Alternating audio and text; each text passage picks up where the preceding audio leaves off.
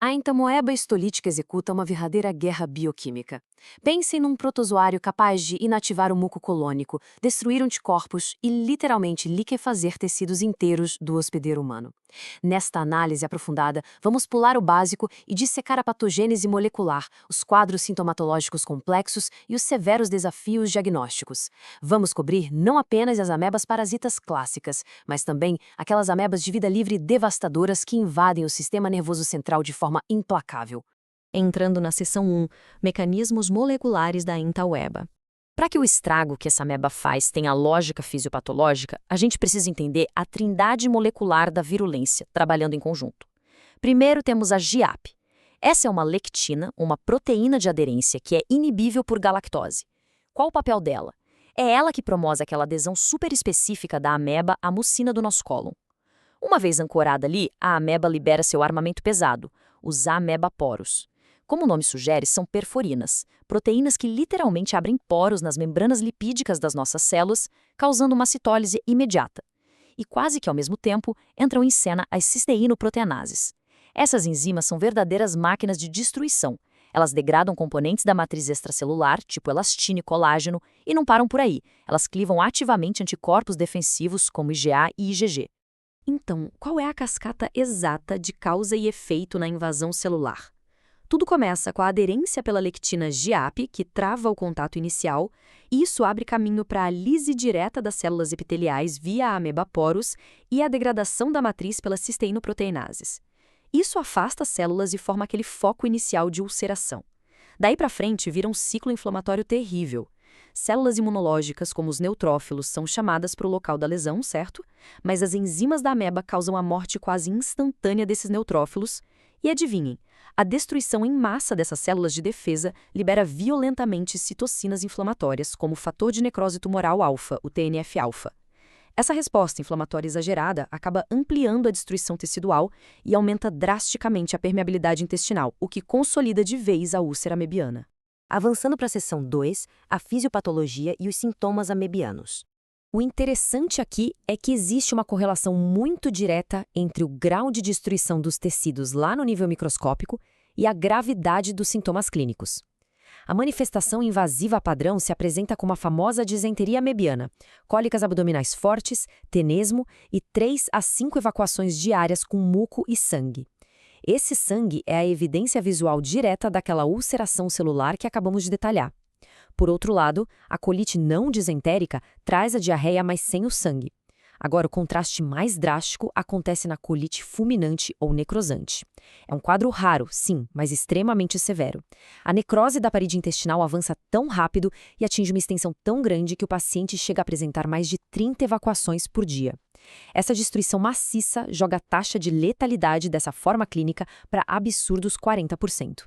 Mas a invasão nem sempre para no intestino. Com a ação contínua daquelas fosfolipases e cisteínoproteinases, os trofozoítos conseguem atravessar a mucosa, atingir os capilares e romper a parede dos vasos sanguíneos intestinais. Uma vez que eles caem na circulação portal hepática, a viagem é direta para o fígado, onde invadem o parênquima e formam o clássico abscesso hepático amebiano. Infelizmente, a partir desse foco hepático, a disseminação ainda pode pegar a circulação sistêmica e alcançar órgãos como os pulmões e até mesmo o cérebro. O que nos leva à seção 3. O desafio do diagnóstico e a diferenciação entre entamoeba histolítica e entamoeba dispar. Aqui mora o verdadeiro pesadelo dos laboratórios de análises clínicas. A entamoeba histolítica, com todo aquele maquinário letal de citólise, é absolutamente indistinguível da entamoeba dispar, numa microscopia óptica padrão. E qual o problema disso? A E. dispar vive na luz do nosso intestino sem causar dano nenhum, é inofensiva. Como visualmente os cistos e trofozoítos são iguais, o diagnóstico no microscópio só tem acurácia real se a gente bater o olho e ver inequivocadamente trofozoítos hematófagos, ou seja, a forma ativa da ameba, cheia de hemácias engolidas dentro do citoplasma. Sem a presença desse sangue fagocitado, um exame de fezes positivo é apenas sugestivo para o complexo histolítica e dispar. Não dá para fechar o diagnóstico só com isso. Exatamente por causa dessa limitação visual que as técnicas moleculares e antigênicas se tornam obrigatórias. A gente precisa de precisão técnica aqui. O PCR, a reação em cadeia da polimerase, quando direcionado de forma específica para o gene da subunidade 18S do RNA ribossômico, consegue separar perfeitamente as duas espécies por conta de diferenças genéticas muito sutis. Já do lado imunológico, os ensaios de ELISA do tipo sanduíche brilham ao usar anticorpos monoclonais calibrados para detectar a lectina DIAP nas fezes. Lembra da DIAP que falamos lá atrás? Aquela proteína de adesão associada à virulência exclusiva da E. escolítica. Encontrar essa proteína confirma na hora quem é o patógeno destruindo o tecido. Vamos virar a chave agora na seção 4, as amebas de vida livre, ou AVLs. A taxonomia não está aqui só de enfeite. Ela dita o curso dessas infecções cerebrais assustadoras. No primeiro grande grupo, o supergrupo Hexavata, a gente encontra a Naegleria fowleri. Essa espécie é o agente etiológico exclusivo de uma condição fulminante, a meningoencefalite amebiana primária, AMAP. Do outro lado, no supergrupo Amebozoa, temos os gêneros Acanthamoeba e Balamutia mandrilaris. Eles têm perfis genéticos e patológicos bem diferentes da Naegleria e são os responsáveis por engatilhar a encefalite amebiana granulomatosa, a EAG. E o lugar onde elas vivem na natureza dita exatamente como elas nos infectam. A Naegleria fowleri tem uma transmissão quase sempre hídrica. É aquela água doce morna de lagos ou piscinas não tratadas que entra com força pela cavidade nasal humana. É um contato físico mesmo. Já a Acanthamoeba e a Balamutia habitam amplamente o solo e até a poeira suspensa no ar. Nesses casos, ninguém precisa dar um mergulho para se infectar.